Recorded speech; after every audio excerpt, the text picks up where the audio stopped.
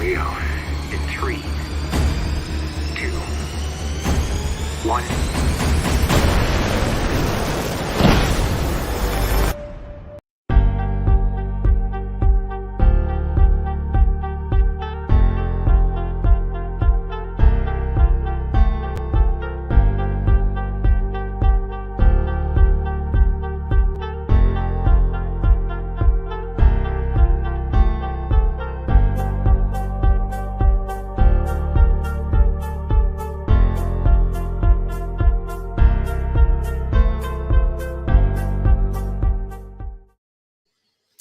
Welcome, my friends. It's Rich from Reviews with Rich. You are back at Film Club, and we're going to talk about a different film each episode. Today is the modern day classic Top Gun Maverick, the biggest film of this year. So stick around at the end of the episode. I'll be announcing what we'll be covering in episode 3. But I can't do this on my own. I need my wingmen. From the best of the best, from the Top Gun school of YouTube, I give you all the panel. Hey, guys. Hey, what's going on, man? A bit of a false start there, but hey, look at that. Looks like I'm froze again. I'm gonna come out and come back in. Okay, man. No worries. It's weird. Yeah. Okay. I had a bit of a false start myself then because I clicked my intro and then I clicked go live, so I had to start the YouTube, start it all again. So. But you know the beauty of that? No one noticed. No one saw it, and it's like, oh, really? Straight into it. Yeah. The schedule, yeah. Well, that was a peek behind the curtain. Thank you all. Thank you. So today we're going to be talking about Top Gun Maverick. Thank you, everybody so far who have tuned in, and more importantly, thank you so much to the panel for taking time out from their day to chat this amazing film. I've had some really wonderful feedback so far on this. Should be once I get Leal back in. Some lovely feedback so far. One in particular was Posing with Pete. Leal, I shared that message with you.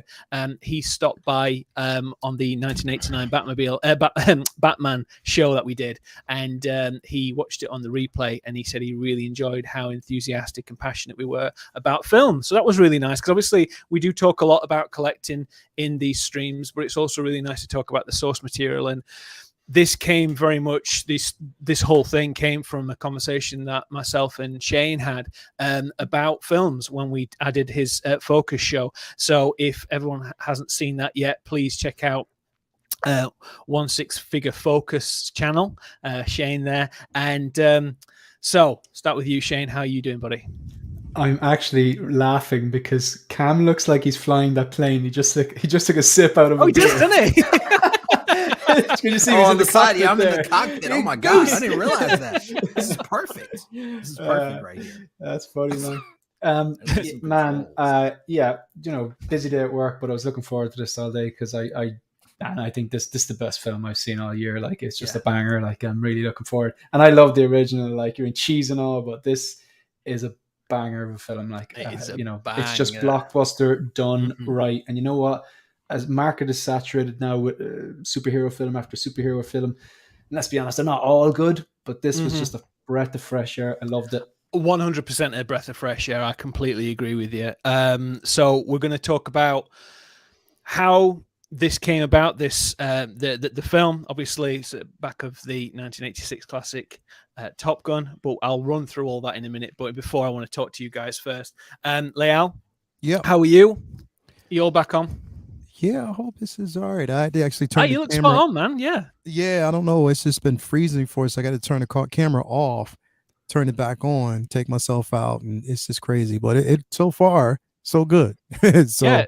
To be fair, it actually looks better quality than it normally is. I don't know why that is. It's probably it's the same camera. I just had to change the settings, in here, because sometimes when it comes out, and I don't know, I hate it. It's stupid. He's right though. Yeah. It looks crisp. The proportions are different. Yeah, it's crisp. Yeah, it's better. Yeah. Okay, cool. We can see more of that physique as well, man. He knew what he was doing. He got jacked. He came from the gym.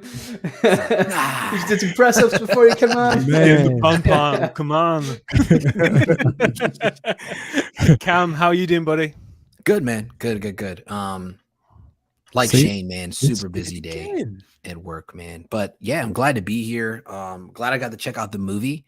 I really wasn't a Top Gun fan because I had never seen the film, the original film. 1986. I wasn't born yet, so I was like, it's one I kind of missed over, and I should have went back and checked it out. Yeah, kind of now everybody knows my age now. But but yeah, no, it's an amazing movie, man, and I love honestly, I love the cameo, Val Kilmer. Bro. Yes, yes. Good to see him. We will back be talking about that. Yeah, yeah. No, man, it's great to have you on, and I appreciate it.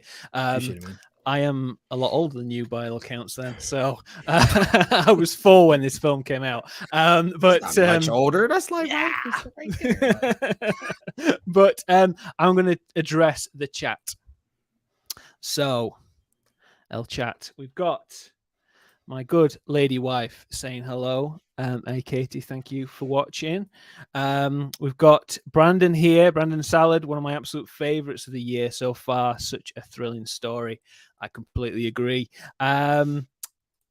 So we've got Man what's up? And then, hey, buddy, my friend there, and he's just popping in to say hello as well. He almost bought my statue, but I ended up doing something a lot better with it. So I'll tell you guys later on about that because it's pretty amazing. So, right. Shall we start with a little video? This one.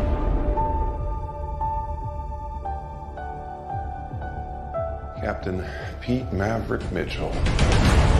Let me be perfectly blunt. You are not my first choice. You are here at the request of Admiral Kosinski, aka Iceman. He seems to think that you have something left to offer the Navy. What that is, I can't imagine. With all due respect, sir, I'm not a teacher. Just want to manage expectations.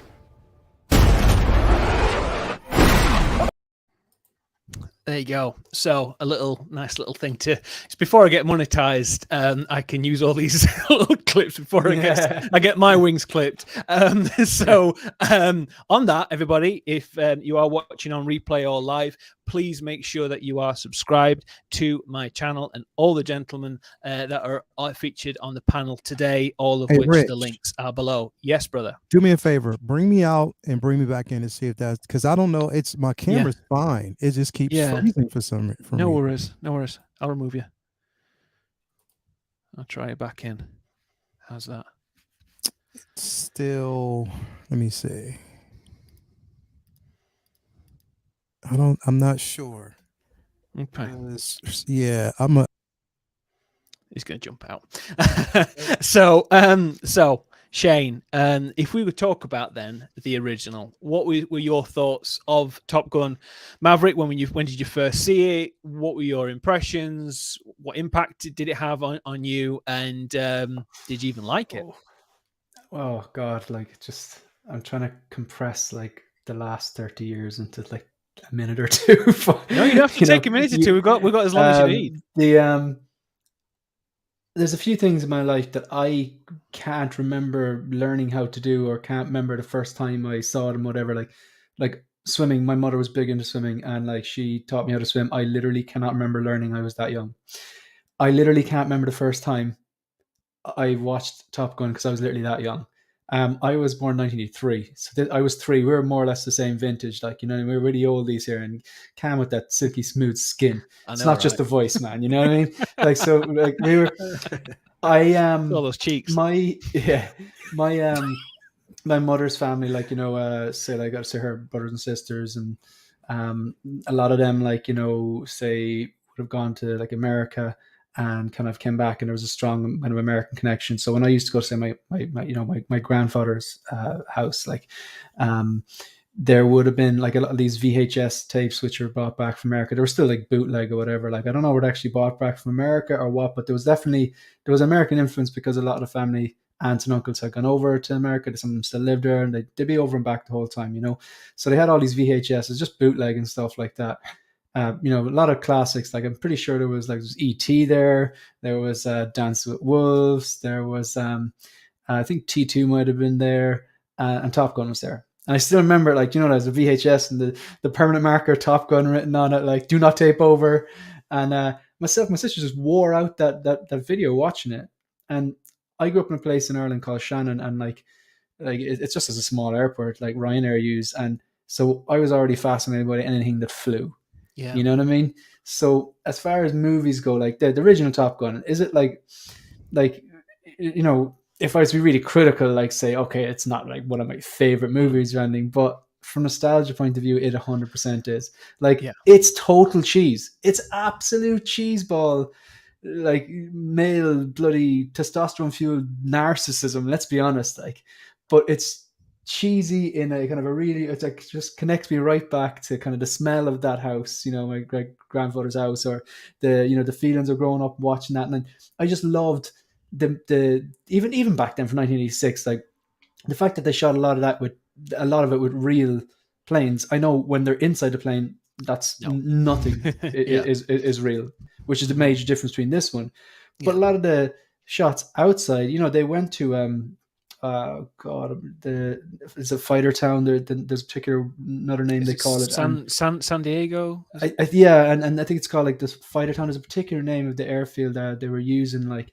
And they obviously had the Navy on board, and the director would he was fucking Tony Scott. Like apparently he was just a real typical ego-driven director, and he would go and say, "Okay, we want to do this," and the Navy were like, "Well, look, there was a person appointed from the Navy to go. We can't do that because it's not safe." You know what I mean? Yeah. And it's just look, it's cheesy, but it is a Hollywood classic. I do think the second one is a superior film. Oh yeah, definitely.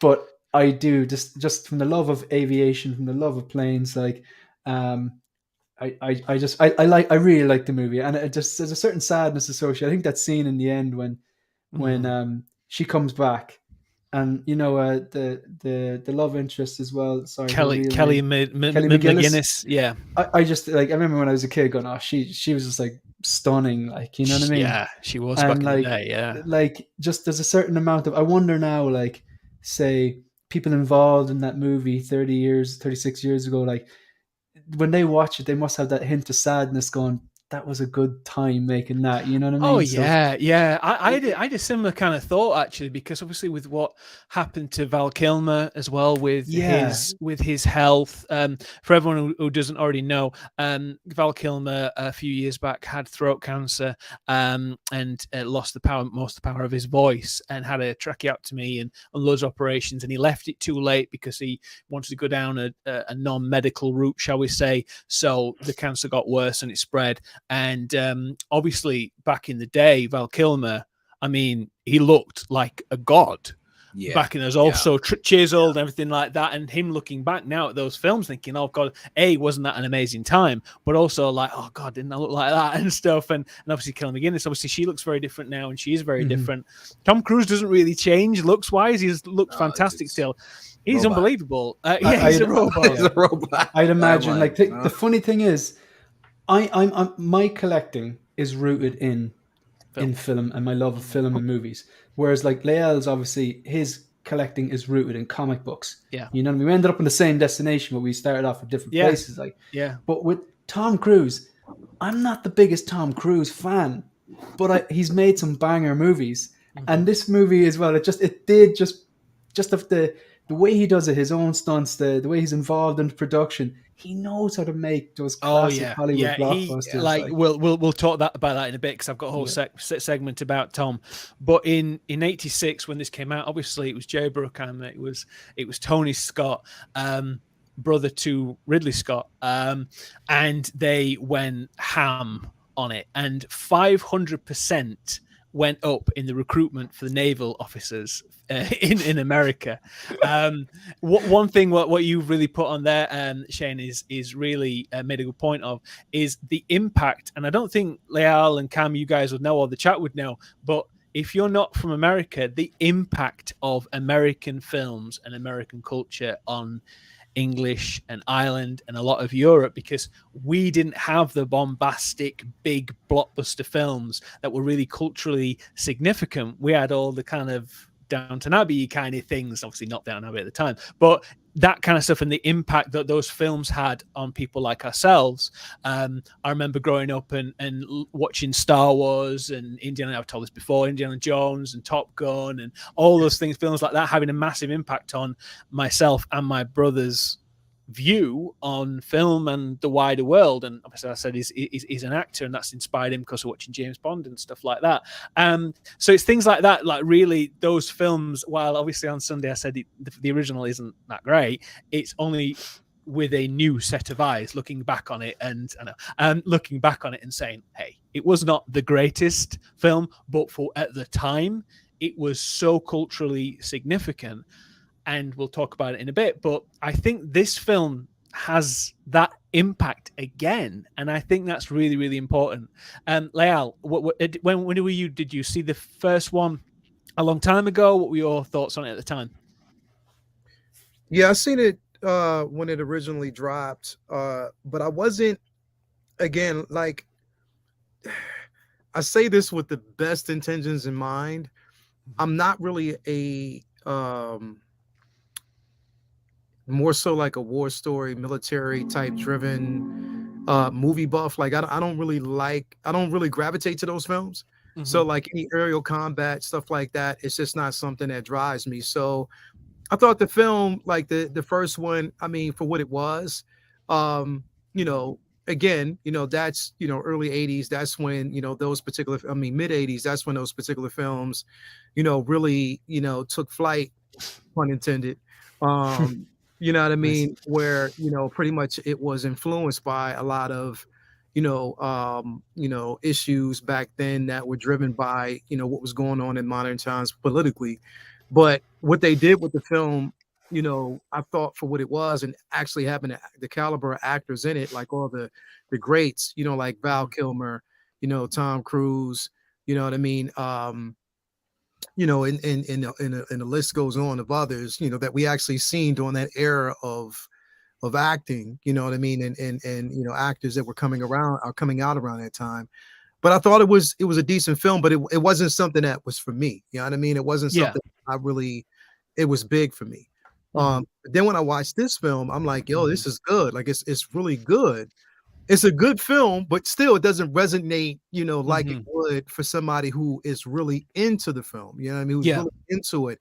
But for what it was and what it gave us, you know, I was like, yeah, this is incredible. Me and Toy was sitting back watching it. She's like, yo, this is a really, really good film. You know, the dogfight, everything that, you know, once we get into it, like it was really, really phenomenal. It was, you know, really done well.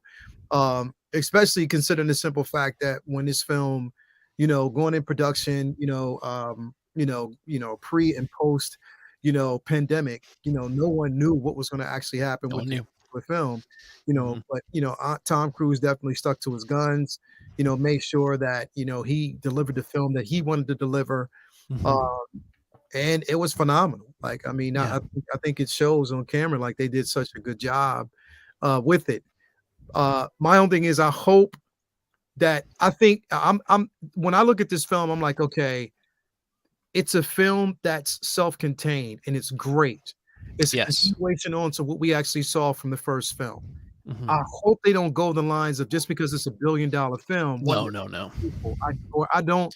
Yeah, I don't think he's going to do it. To be honest, right. I don't think he's make going to sense. do it. No, you're right. It wouldn't make sense. Right. It took 36 years to get it right this time round, and I don't think they're going to do it again. And Tom said it as much as well. And Joseph Kosinski said a similar thing where he was like, "Oh, if there's a story, maybe, but I don't think Tom would do it." And I think Tom is at the stage, and we'll talk about it in a bit, but is at the stage of his career where, very similar to what Harrison Ford did, where he's going back to some of his old franchises and finish him off very, very well, and finish the character off well. So rather than just do it for the sake or do it for the dollar, he's doing it because he for the love of it. And obviously we'll talk about that in a bit. Yeah. So, but yeah, Cam, what did you watch the original? I don't think you said you did you? I didn't get a chance to watch the original. So now I gotta go back and check it out now. So you know what happens. I know. I know. Well, I was able to kind of correlate the story to what I knew of the previous original film. Yeah. So it was able to kind of it wasn't hard to piece together the storyline. You know what I'm saying? Yeah. But I remember, I think I told you guys this before. I used to always get Top Gun and I think Knights of Thunder mixed up. Days of Thunder. Sorry. Yeah. That's the same film, just with cars. Just with cars. And I was like, wait, which story? I was like, which one are we watching? But yeah, so I mean, I love the film. It did have its very theatrical, emotional moments, as well as it, like Leo said, with the dog fights, which I thought it was crazy to see that on film, or just to have a camera be able to capture that in the action scene is crazy. I've actually got a clip of showing you how they actually did that as well. So I think it'd be quite interesting for people. I was watching a video the other day, and it was basically of pilots going through it's basically a test pilot, and they basically going through like different G's, like as far as force, and how like eventually you get to like 10 and you lights out. And I was like watching that after the film, and I was like, oh my gosh, how are these people even still awake at this at watching this film? It's amazing. It is amazing.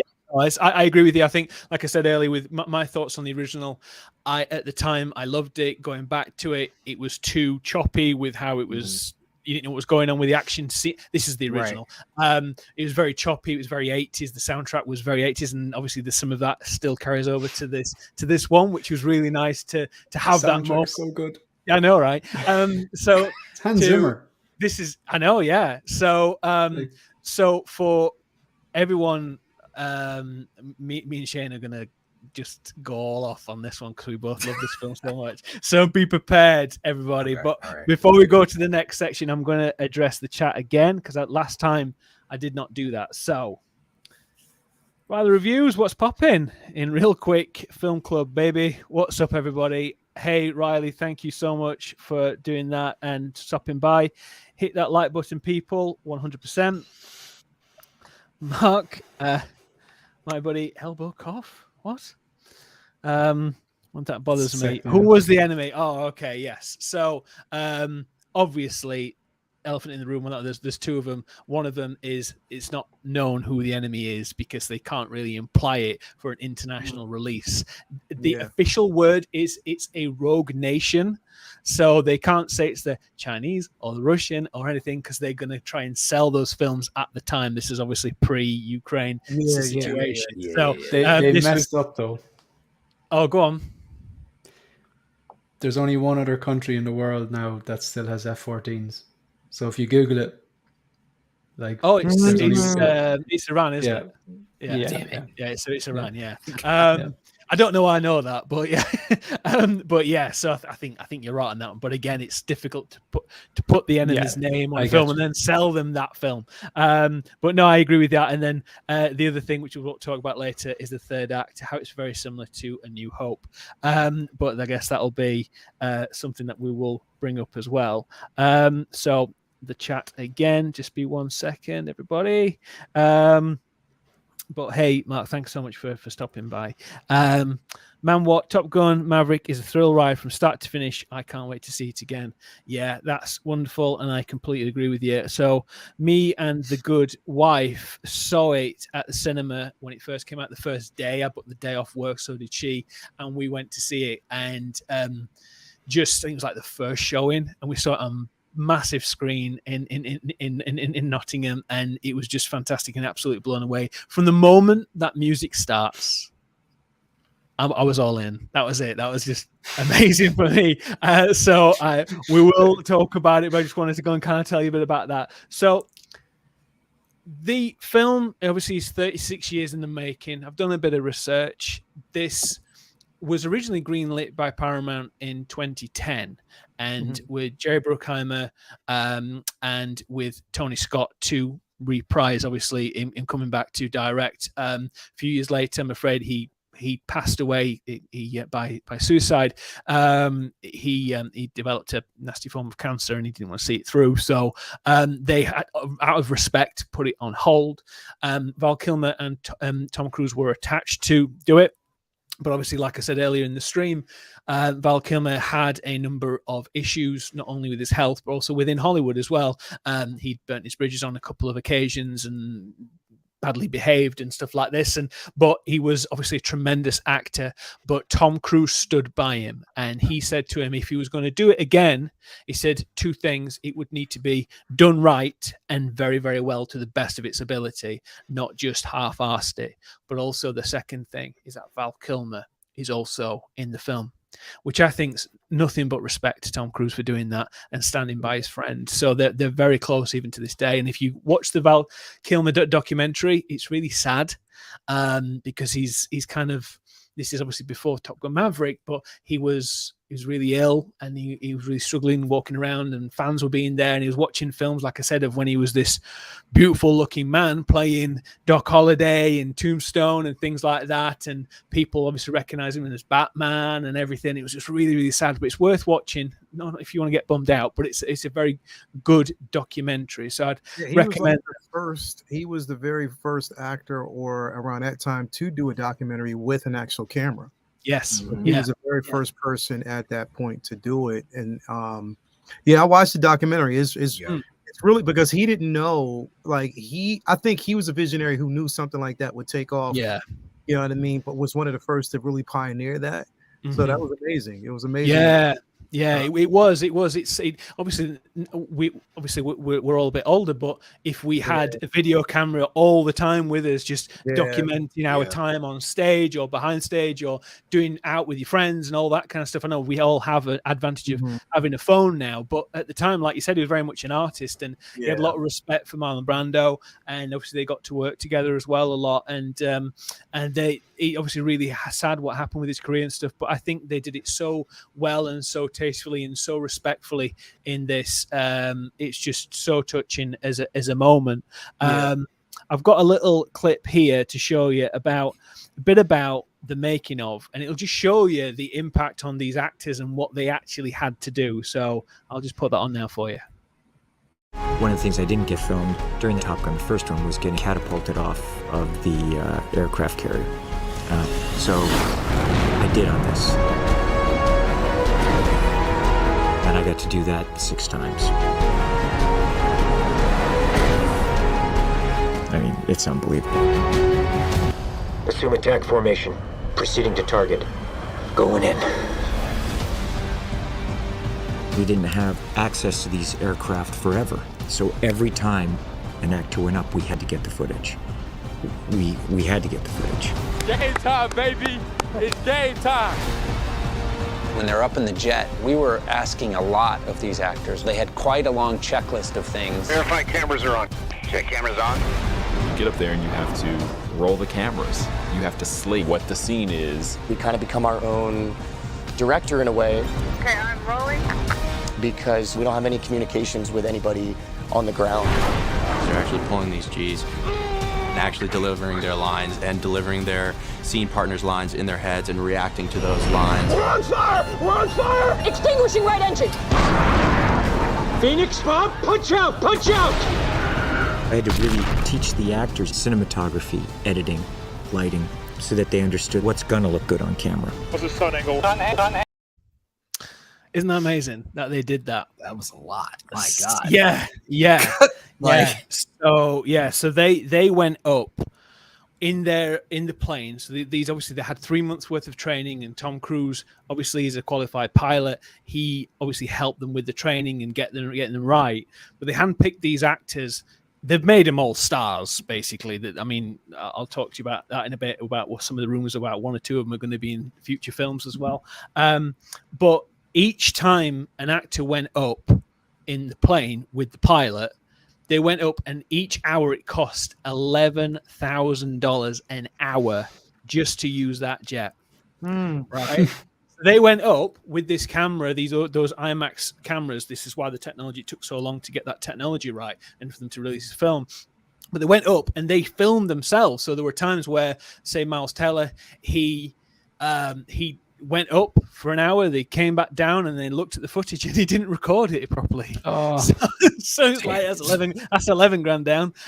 So there were like things like that. So they had to remember all their lines, but then they had to look about how they were being shot, about the lighting, and make sure it was all done, and then deliver their lines as well, which is obviously incredibly tough to do that amongst being exposed to all those G's and everything like that. So it's just tremendous amount of respect to how they did it. One of the bits, I don't know if you noticed, but we did the spinning barrel bit when they went over the hill and down. There's a shot where Miles Teller comes up and almost hits his head on the roof of the plane.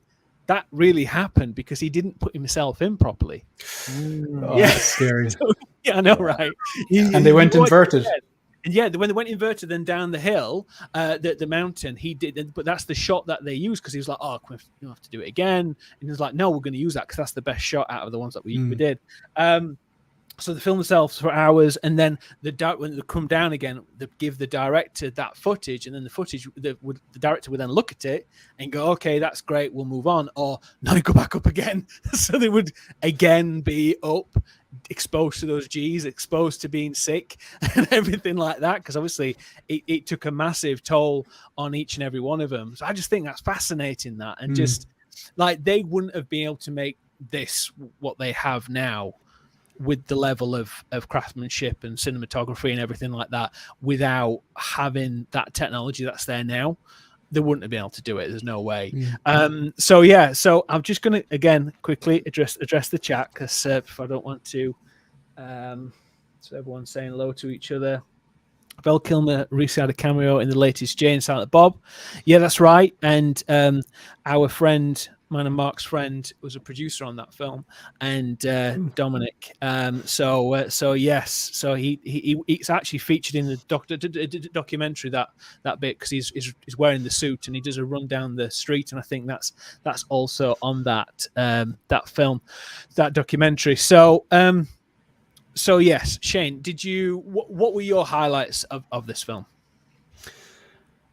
Oh, like, the nostalgia was definitely there. Yeah. But not too much. It wasn't nostalgia for the sake of nostalgia. There was an actual story. Like, I liked the way you didn't know who the enemy was or whatever. I liked the way it revolves around a mission. Yeah. I really, really like the parallels that can be drawn between this and A New Hope. It's the trench run. It's the trench run. Like, you know what I mean? You know what I mean? Like, I've seen all the memes, and it's I that cannot have been a coincidence. I think they were like, no, we're going to pay homage here. Homage, yeah. If I had to highlight a few things, really zone in, the soundtrack, the Hans Zimmer soundtrack. Like, Danger Zone is great now. It's the cheesiest rock song ever. It's a guilty pleasure. Like, you know what I mean? It's not a real good song, but it does bring you back. I love the theme. I've always loved the Top Gun theme with the riff, the guitar solo. Mm-hmm. But when I'm saying soundtrack, I'm talking about the new music that they had, for example, when he's trying to break Mach 9 and eventually Mach 10. The sound in that is beautiful. Mm-hmm. The sound when my favorite part of the film. Mm-hmm. My favorite part of the film, it's the most Maverick thing, because like, he's not a nice guy really. He's driven by ego. He's a total testosterone. He is the center of the universe, and Tom Cruise plays it so well. Mm-hmm. But just that one scene where bloop, he's been grounded, and then they're all for that training, and your man is saying, right, we're going to fly higher, and they're like, this is not a good idea. And then you just see that little blip radar pop up in the radar. Oh. And know what's going down. Do you mean this bit, Shane? 1 minute. I've got it lined up already. Guess what?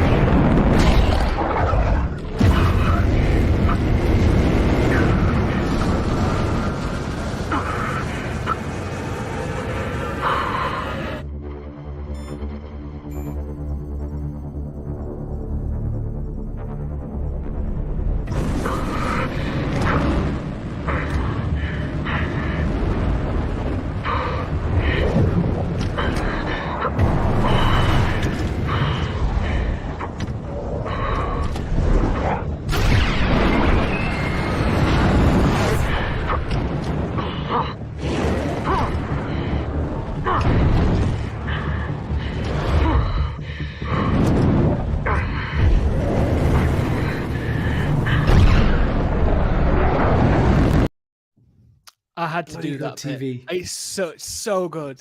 It's so good, and just the intensity of how he's taking those corners and he's moving and and you can hear him like really pushing through it. It is so good, that bit. I was hoping somebody would bring that moment up because I'm like, I've got my favorite bit of the film. It's just amazing. Even the reaction where it's like your man is Jon Hamm is trying to play it cool as in, yeah, or the radar or someone is kind of like, we don't have a training flight scheduled today. And Maverick goes, yeah, I know, but I'm going to go anyway. And just see this little clip of the female pilot, and she just goes, nice, because like they kind of admire him in a way because he's just that kind of like he's that rogue thing. Yeah, like completely ridiculous. Because if any of this actually happened in the military, you're gone. You get shot fitted. down. Oh yeah, yeah, 100%. It doesn't happen. Like, no, absolutely. No, I completely agree with it. What else stood out to you? I really, really like that because embodied. It's such a Maverick move. It embodied the kind of rogue, that were kind of like, I kind of play by my own rule book type of thing. That kind of the bad boy, which is completely not the military. Like, again, I've never been to the military, but I've read enough about it and like read enough about Top Gun. Like even through the years, not just before this film came out, even like back when I was a kid, I liked aviation. Like, and there's a great pilot called the Fighter Pilot Podcast. It's on YouTube, and it's this he is an ex Top Gun instructor, so he knows what he's talking about. He brings on other Top Gun pilots, ex Top Gun pilots, and some current ones, instructors, and they said that the original movie, there's a lot of stuff was going, that just can't happen. For example, when in the original movie you see the F-14 gets catapulted off the aircraft carrier and then goes inverted, never happened. They said you would be in the water after when you're a quarter way through that spin. So that's all just camera tricks. Like it's pointless. They just wanted the force that it's lifted up. It would then drag it down with it. They can do a roll midair, but not off the carrier. You'd be in the water because you just don't have the momentum. Like, I really, really liked the soundtrack in this. I thought the acting was top notch. I thought it was a very simple storyline. There was a mission. I thought Miles Teller was bloody fantastic. He was amazing. All of those young pilots, were fantastic. I liked the way there was like, there was obviously there's a female pilot now, because back in the 80s it was just all guys, like, you know what I mean? Yeah. And now it's like they didn't make too much of a big deal about it. It was just like, yeah, there's a female pilot here. It's the way it should be. There are female pilots in the Blue Angels. The Blue Angels, the F-18s, the same. Yeah. Yep. I just think it's a banger. It's absolutely a banger. I think one thing I thought with Miles Teller's relationship with Maverick, obviously there was this like kind of surrogate father-son relationship, but it wasn't built on I blame you for my father's death. They could have done that. They could have done the easy route of, I blame you for dad, that's why I'm against you. Yeah. It's the fact that he held him back, the fact that he didn't want to tell him that's his dying mother's wish, that's the reason why he was held back all those years, and he took that on his shoulders, and he was able to really live with it, just so it would help him and obviously live up to the promise of Meg Ryan. Obviously wasn't on screen, but of her dying wish, which I thought was really respectful how they did that, and I thought that was great, because they could have gone the cheese line of I blame you for your dad and I don't like you. Yeah, we've seen it before. We've seen it a million times before, and I thought that was really good. I think he looked exactly like Anthony Edwards. I was going to say that. I was like, he looks so much like. I was like, is that not his dad? Like, is that not? It should be his father at this point. The way how much they look alike. The casting for it was phenomenal. Like they really took their time. To cast this film, and they made sure that the chemistry between all the actors, was really good. You know what I mean? Even like this, like the banter back and forth, it was like a throwback to what we saw in the first film, but it worked for this. And must I say, like, the older Jennifer Connelly gets, the better she looks. Oh she my is God. a beautiful woman, bro. Look like at that. Man, she is fun. She is like flawlessly beautiful for reasons that I just don't understand. Like, how can you just be that gorgeous all the time? Like, yeah, I mean, I know Paul Bettany is like patting himself on the back. One lucky man. But tell you one thing, he had vision. Yeah. No lying fruit, guys. Sorry. I love that. That's great. Oh, yeah, absolutely. She's like 51, I think. I think she's 51. She's amazing. She's bro, amazing. she's beautiful. And She's that moment when stunning. she stood by the Porsche, I'm like, two wonderful things there in one lovely shot. It's just amazing. Just stunning, bro. Just stunning. I love everything that she's in. She's such a great actress. But yeah, she was definitely stunning, and it was good to actually see that chemistry between both of them was still there. You know what I mean? Like it was still there. It was still strong, and I loved it. The one scene, the house scene, when he jumps off the sees the kids, and the daughter's right there. She just said, "Just don't hurt her feelings again." You know what I mean? Yeah. Just don't break her heart. You know what I mean? So I was like, okay, that's definitely accepting. But yeah, I loved it. I loved everything about it. Jon Hamm, I wanted to punch Jon Hamm in the face so many times, but I was like, you know what? I'll settle in with the character because that's what he's supposed to do. That's the narrative. Yeah. But we can tell in the end, he kind of puts it all back and together in perspective. So yeah. Yeah, I like the he goes, "Oh, the call orders, Maverick," because he's like, "I've been asked to be here." It's like, no, the call orders. It's like that was great. Yeah. But is there anything else that really stood out to you, Lyle, in the film? Jennifer Connelly. But besides her, what I liked about it was hard for you to tell, and somebody made this point, was because in the original film, the way it was edited, it was kind of hard to really figure out, who was who at that time, because the thing is, it was bouncing back and forth, so you didn't know if it was Maverick, you had no idea. But in a way, this film, it was nicely filmed to whereas actually you believed, and I believed the whole time, that they were flying these planes. Like, I think the only person who actually had like that level of training was Tom Cruise. Yeah, it was. Yeah, to fly. You know what I mean? Because and he showed that he could. Like, the man is he's fearless, bro. Like, had zero fear of anything and will try. Because there was, as a matter of fact, there was a video that came out where he showed himself inside of an actual plane, the cockpit of a plane, or actually not. He was in it performing a stunt for. He was performing a stunt for not Top Gun, but for Mission Impossible. Is it when he's holding on to the side? And he was in midair, and it was another plane. Well, no, there was another plane over top of him. Like, he was in it. It was another plane that fly over, and he switches. I guess gets ready to switch planes in midair. I'm like, yo, this dude has zero fear. Like, literally. Did you see the scene in Mission Impossible? I don't know which one it was. I think it was 4, where he was jumping across, I guess, to the other building. He broke his leg. He broke his leg like mid jump, and it's like, he smashed it. He fell directly on the corner too. It's he is unbelievable. There's a clip going around of where my brother sent it me, and I'll try and share it later on. But it was this one where he's literally above this biplane, so he's literally stood above the cockpit, and he's like talking to the camera, and he's like, "Oh, welcome," all this kind of stuff. Like, and then like Christopher McQuarrie is like above him, and he's like, "Oh, we need to go now, Tom." And he's like, "Oh, okay, see you later." And he's literally holding on to the side of the plane, and he's like literally knelt down, and it just banks, and he's like holding on to it, and it's just absolutely spectacular. He is just an absolute machine. At 60 years old, he literally runs faster than me. Yeah. Like, literally at 60, like, he can still run.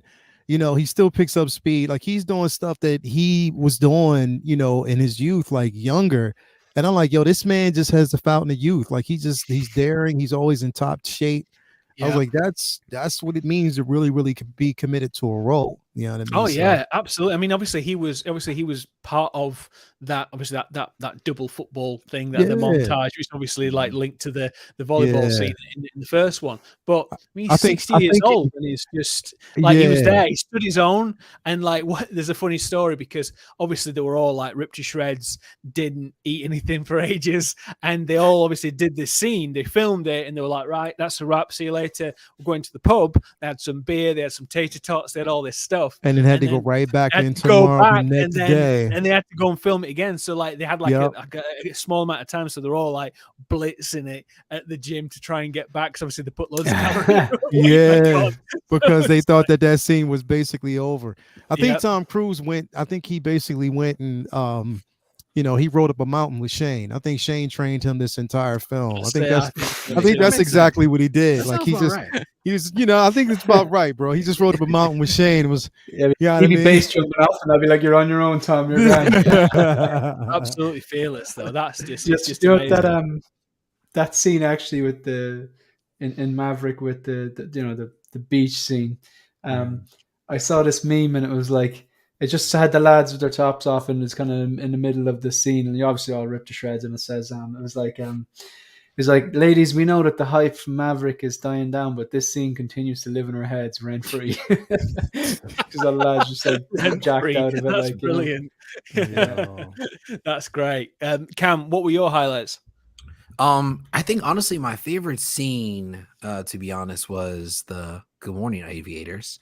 Where he was like flying past and basically just beating the crap out of the young bucks, schooling them the whole entire time. And I was like, yeah, that's it right there. I was like, show them what you got. So I thought that was super cool. But I'm thinking, cool.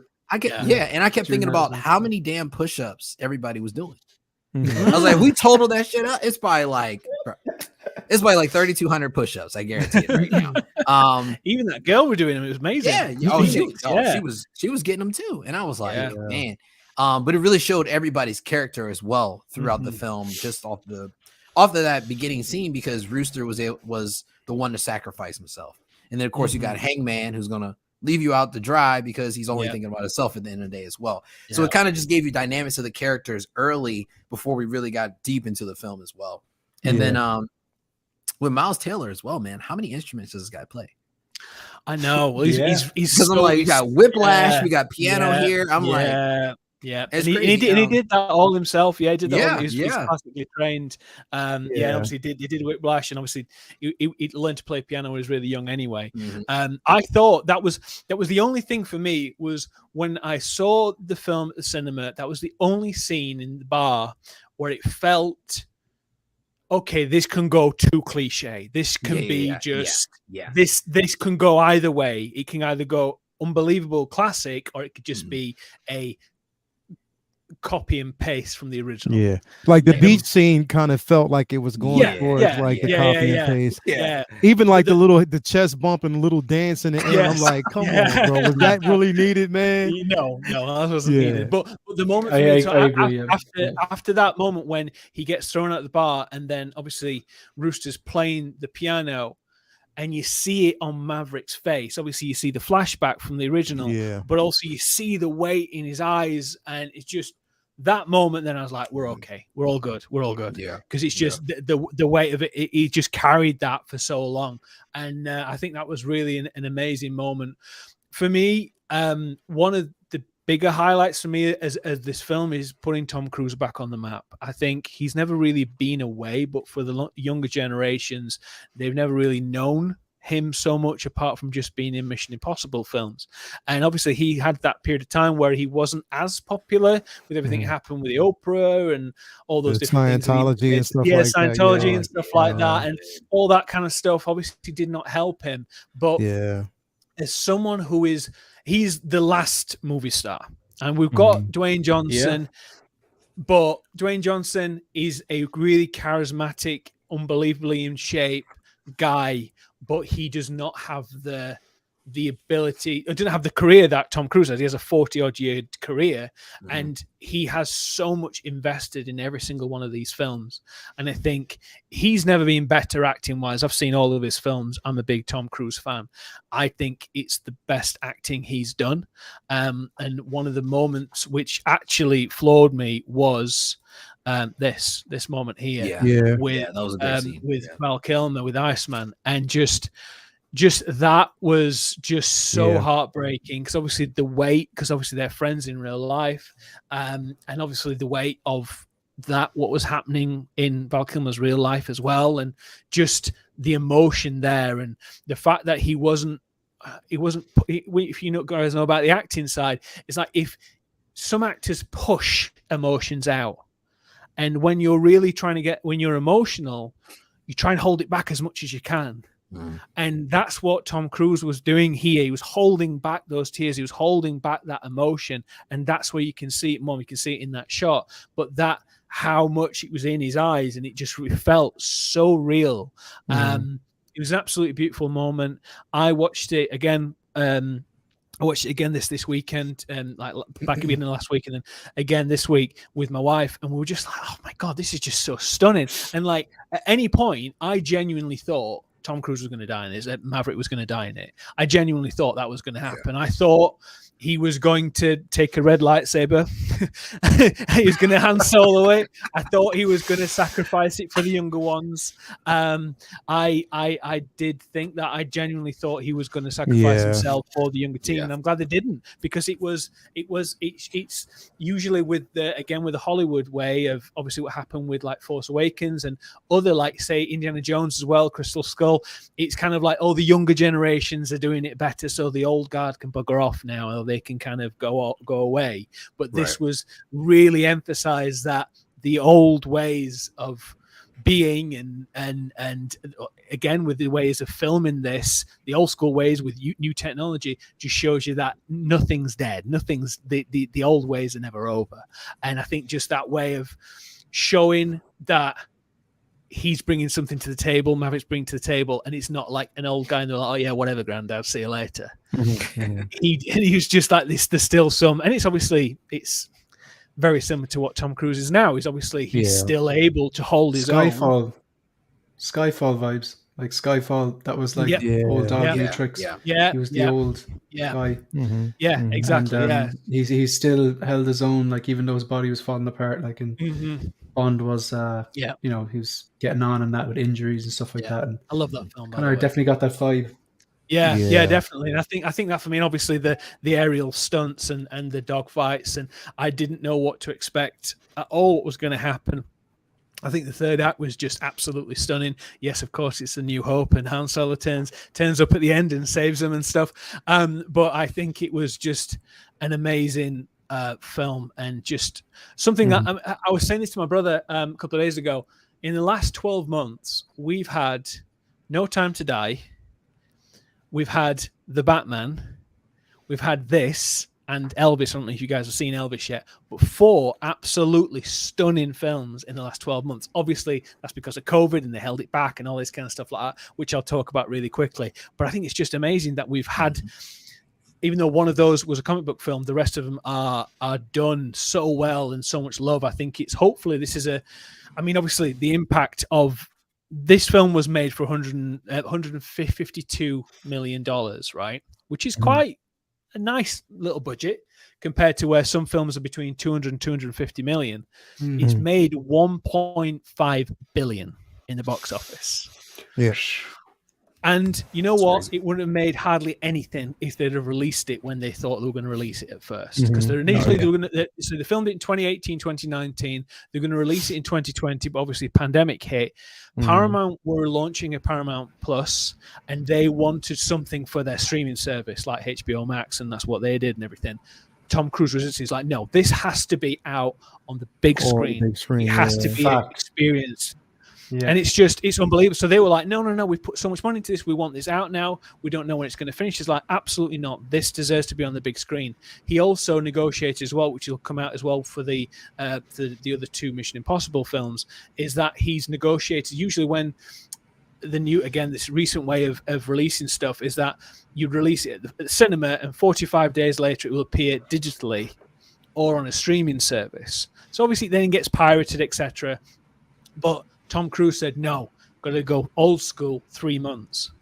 And that's the reason why it's made 1.5 billion when they've obviously delayed it like 5 times to get to the point when COVID was over, everyone was vaccinated, etc., or it was like a distant memory, which it seems to be now. But like that, and it's brought cinema back. I don't know how long it's going to stay for, but I think it's going to stay until probably the next Mission Impossible. Then it'll bring it up, and then maybe Avatar. But I think the future of cinema hopefully will take heed, and Hollywood will take heed of this and what's happened, and how the power of the movie star is still there. And I think just relying on it, as much as I love all my comic book films and everything like that, I think having true movie stars should be embraced. And I think that should, the power of, obviously that's literally brought everybody in. It's not just us who would see most things, it's my parents who went to see it, it's my brother's wife and all that kind of stuff. It's all those people, different generations will go out and see this film because it's a big event cinema. And I hope the right lessons are now taken away from this, that things are made with love, not just in a soundstage and just basically throwing everything at it. Love and Thunder for one, and because obviously that film there, that just didn't, none of that felt real. Drops this week. Yeah, it does. Yeah, on Disney Plus. Yeah, I think sometimes late at night I can still hear those goats. Those goats. The only joke. The only joke in the film. Terrible. I'm going to talk about it. I won't even talk about that. Ben somewhere right now is like, these bastards. Yeah. I really, Taika Waititi is getting some flack for that right now as well, because it's the film underperformed. Really? Yeah, it didn't actually perform the way they thought it would. So, you know, he already made a statement that they're probably, with him, it probably won't be a Thor 5. Good. You know what I mean? So, I mean, look, I'm not taking away from him as a director. No, I mean, because he's a really good director. I just think that he's a good director with the right film.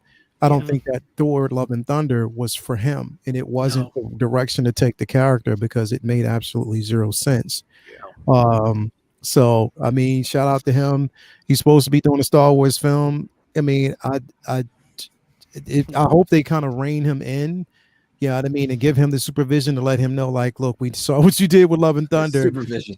You're parental supervision. You can't do that again. You can't do, all right? You can make jokes in here. Don't be joking.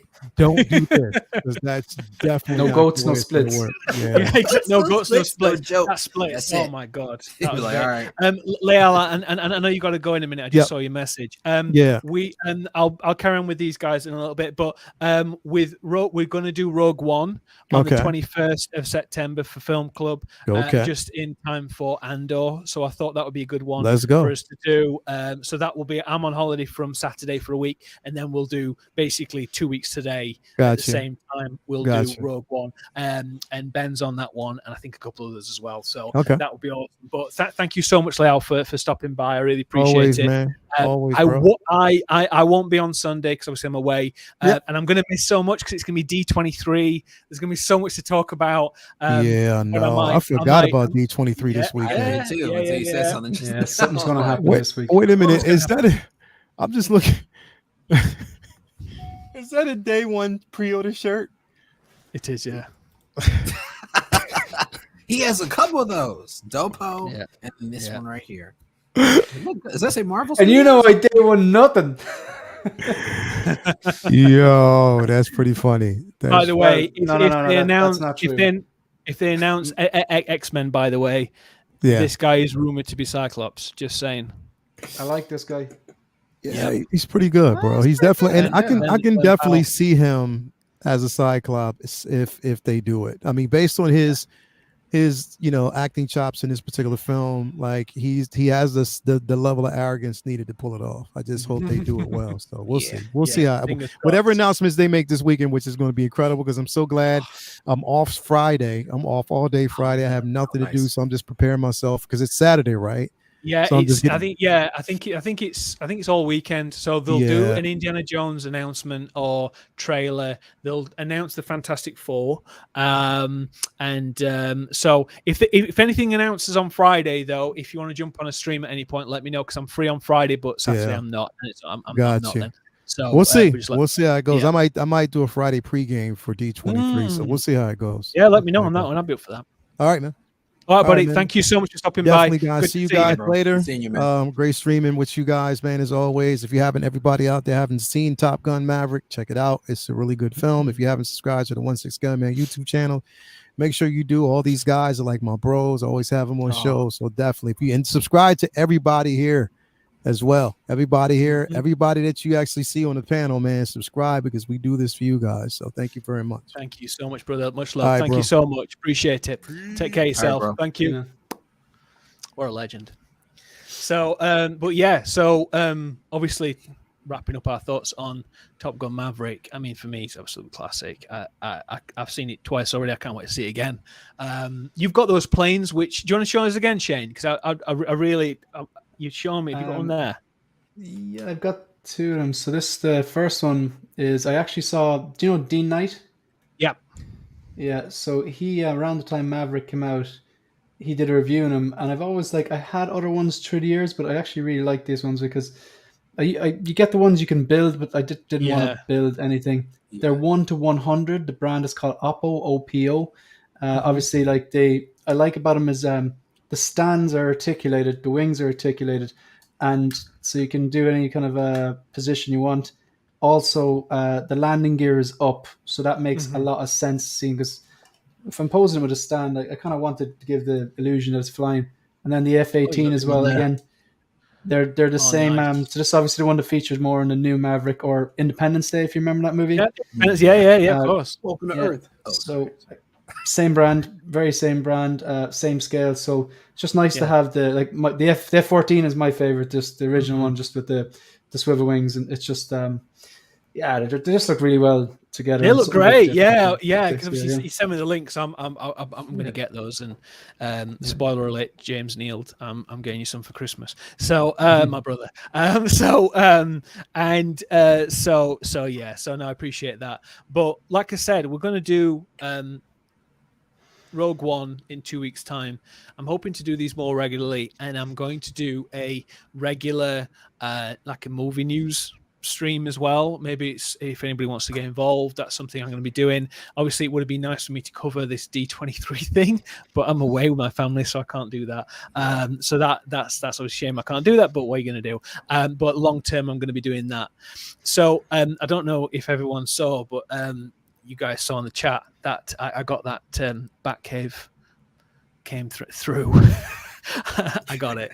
Batcave. The Batcave Hush 1/3 scale statue. Okay, yeah. So I thought you mainly got a whole cave. I thought I was like, where you got that at? I was like, where is that? I wish. No. So so I picked that up yesterday, and it's absolutely ginormous. So it's going to be one hell of a piece. So I need to kit it all out and all that kind of stuff. But I'll do a video on that as well soon. But for everybody who has watched, thank you so much for being here today. Shane, what have you got coming up on your channel? What's coming up? I have spent the last 2 days working on the collection tour. So brilliant. Yeah, I've obviously I was waiting for that RoboCop to come in, and I'm glad Leal's gone because he'd give me so much crap for this. I actually did clean and dust my detox for the collection tour. I knew it. I did. I've had these for in here for over a year, and I think I've only ever had to do it twice, which is good. It mustn't be a very dusty room or anything like that. Wow. Even there's only a small bit there, but when you're the camera is 4K and picks up everything, so I wanted to do it right. So I kind of give a little tweak to a few things here, added in RoboCop in the middle there, a few tweaks around to the room, and I put the BAP.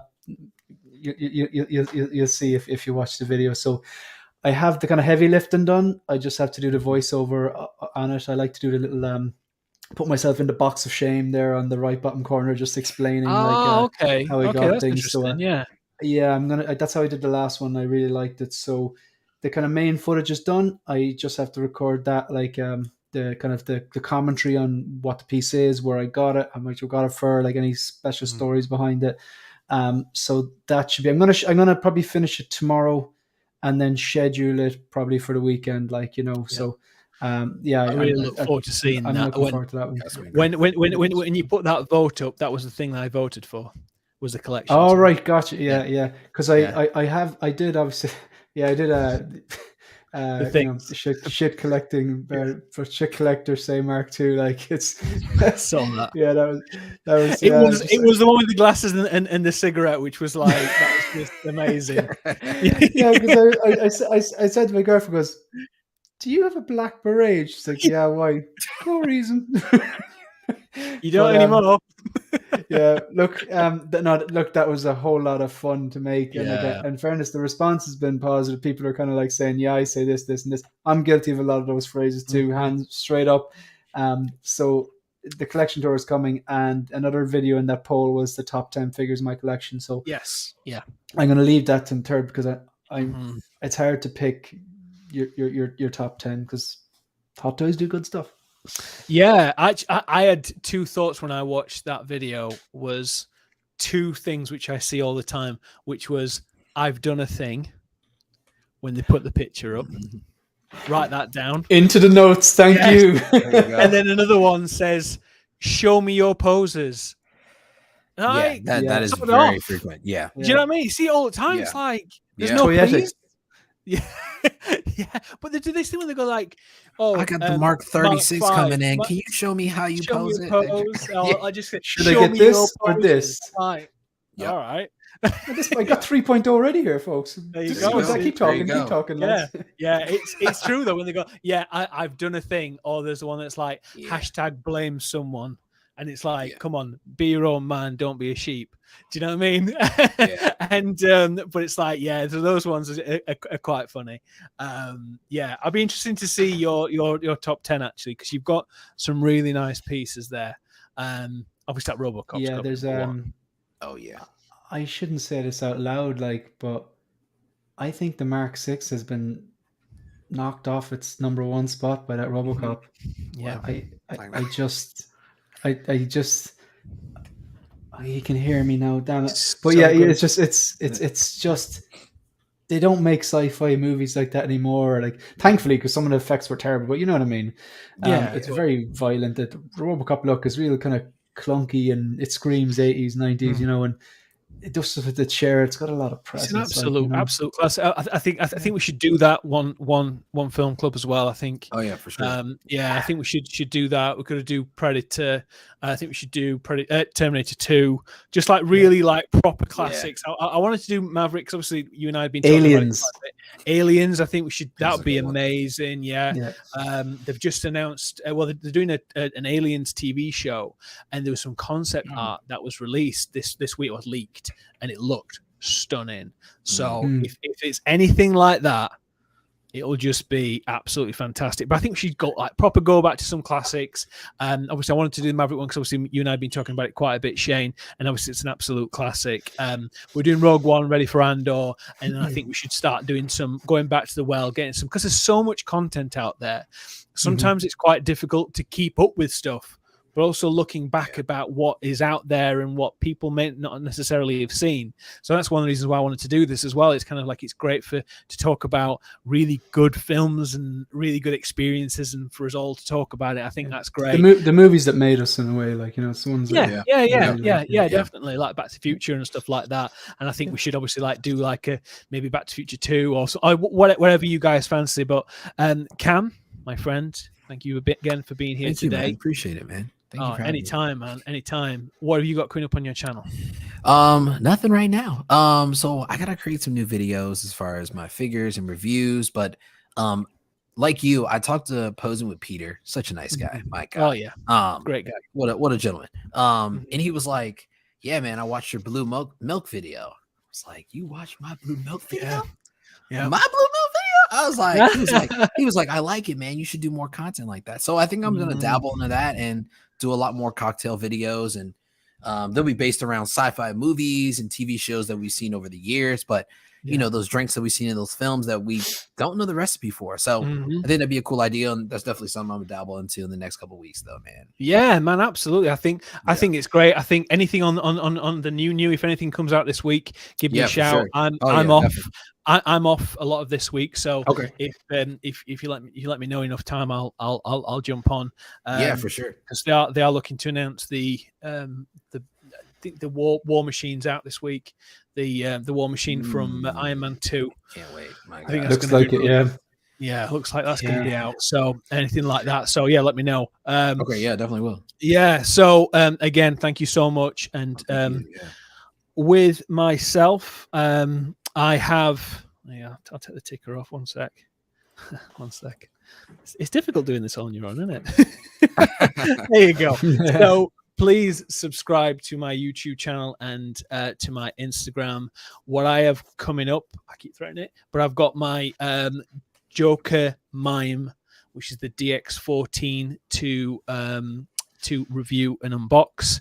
I've also recently got the Batman Hush from Prime 1, which I'll be doing a whole video on a lot later on because it's such a big piece. It weighs 35 kilograms.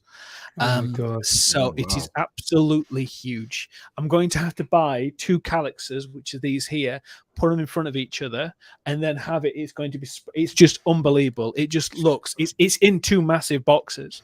So I'm going to be doing that. Triple G, hey buddy. Please Peter, catch us on the rewind, and you are welcome anytime as well. Brandon, thank you so much for stopping by as well. I really appreciate it. Everyone who has done that as well, that's really appreciated. Watch it on the replay, share it. Please subscribe to all the channels here. We're doing it for you. We're doing it for the love of film and the community. So if you can share it among your friends and your people you think you'd like this show, that would be great. We're going to do more of these shows, and I absolutely love doing this. I think it's great for us to talk about films, and then for have a really good chat at the weekend when we talk at the Collectors Lounge as well. So regularly we're all on the Collectors Lounge, which is on Leal, who was just on the stream earlier, his own YouTube channel, which is the 1/6 Scale Man. Every Sunday we do the International Collectors Lounge, which is a stream where we talk pop culture and a lot of positivity, but also as well constructive stuff as well. So we do talk a lot of really good topics regarding the collecting side, and we had a really great guy called Posing with Peter. If you're not familiar with his work, please check him out on YouTube and Instagram as well. A really lovely guy. And Pete, thank you again for watching it on replay. And he said to me, he said it was really encouraging. He said, "Oh, please keep putting out the content and everything like that." I was like, "That's so nice of you."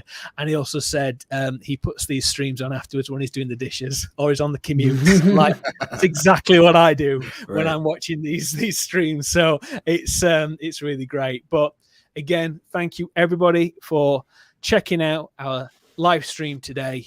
Please subscribe, share the love, and we'll see you on the next one. Take care.